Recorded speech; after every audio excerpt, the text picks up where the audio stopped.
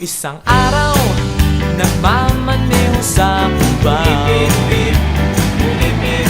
Aking nakita, babaeng saksakan ng ganda. Sinundan ko ang kotseng sinasakyan niya. Hindi ko nakitang may dumarating pala. Hindi ko naiwasan, kami bigla nagkabanggaan. Nung magkamalay, ay nasa ospital na ako.